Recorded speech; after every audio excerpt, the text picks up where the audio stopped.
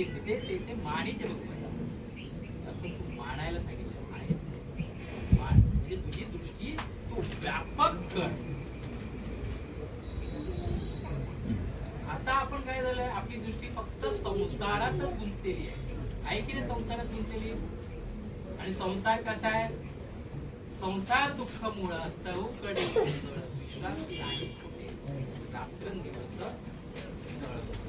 किंवा संसार म्हणजे जन्मापासून मरेपर्यंतचा जो प्रवास आहे त्याला संतांनी संसार म्हटलेला आहे.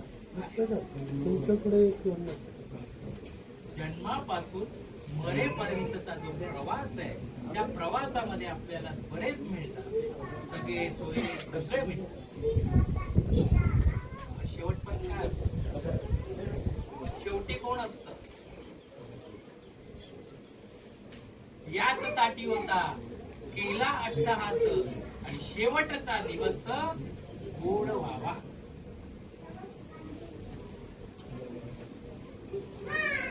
शेवटचा दिवस गोड व्हावा. शेवटचा दिवस कुठला? आपला आपल्याला काय पाहिजे? सगळ्यांच्या हृदयामध्ये भगवंत आहेत. ते कसं ओळखता येईल?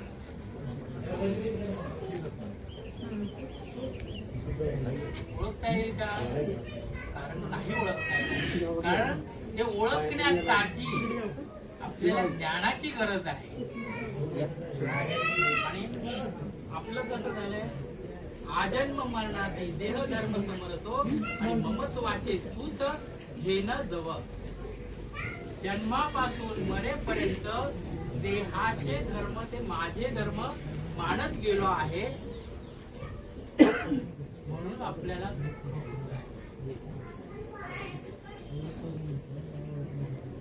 होतं का नाही? आता आईला आपण देहरूपाने मानतोय म्हणून आपल्याला जास्त त्रास होतोय. व्यापक तत्वाने जर मानलं तर आपल्याला दुःख होणार नाही. कारण ती सगळ्यांच्या हृदयात चैतन्यच आहे. ते भगवंतच आहे. कोणी त्याला भगवंत म्हणतं, कोणी चैतन्य म्हणतं. त्याला बरीच नावं आहेत, पण आहे कोणाकडे? सगळ्या प्राणी मात्रामध्ये अव्यक्त निराकार नाही जय आकार, जेथून चर आणि अचर हरिसी. मग ही व्यापकता आपल्याकडे काय येत नाही का? आपण देहाचे धर्म ते माझं धर्म म्हणतो. त्यामुळे दुसरे जो धनंजय आणि त्याची ज्ञानासी आपण काय झालेलं आहे? त्याच्यामुळे आपण देहाचे धर्म मानल्यामुळे आपण आपल्याला विसरून गेलेलो आहे. आणि हे ज्ञान आहे. आपण देहाने मानतो, हे देह माझा आहे, हे माझं, हे माझं, हे माझं. पण माझं माझं कुणी न माझे, मी न कुणाचा, एक जगी आधार गुरुचा. जनक जननी पुत्र दुहिता हितार्थ आपल्या जमले सारे. आणि मायेचा हा माया.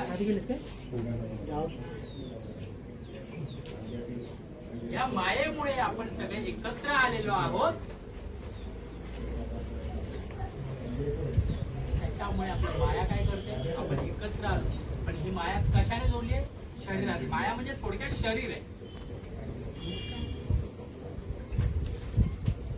आणि आत्मा अव्यक्त आहे, जो सगळ्यांच्या हृदयात आहे, सगळ्यांच्या शरीरामध्ये चराचर भरलेला आहे, ठासून भरला.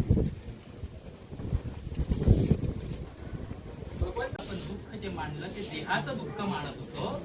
त्या देहाच्या दुःखाचा उत्तर कार्य झाल्यानंतर त्या आई व्यापक तत्वाने दुःख काहीच नाहीये. आहे का दुःख? का ती आपल्या जवळच आहे, फक्त तिचा अनुभव घेता.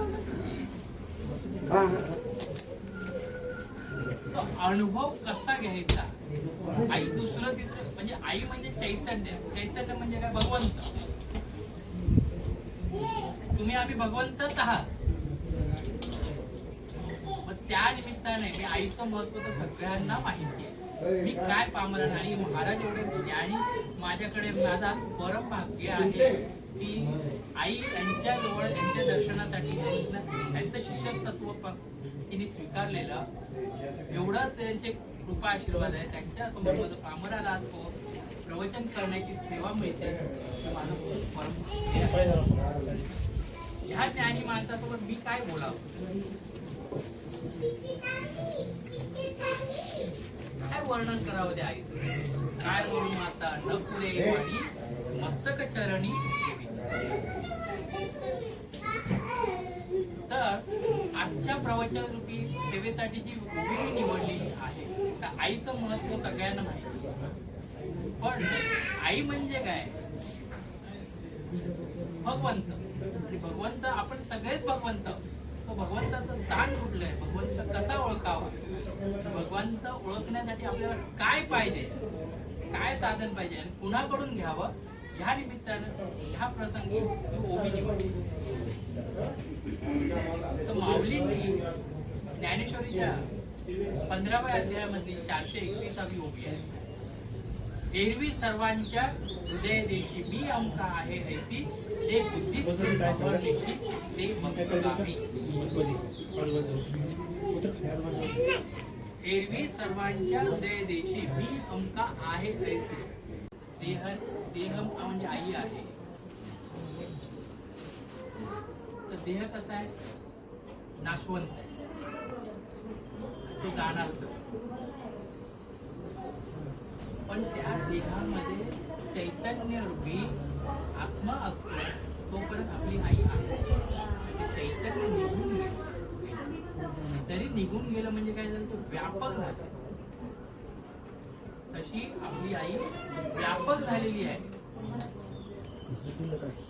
ती शरीराने जरी गेली ती अव्यक्त रूपामध्ये सगळ्यांच्या हृदयात आहे.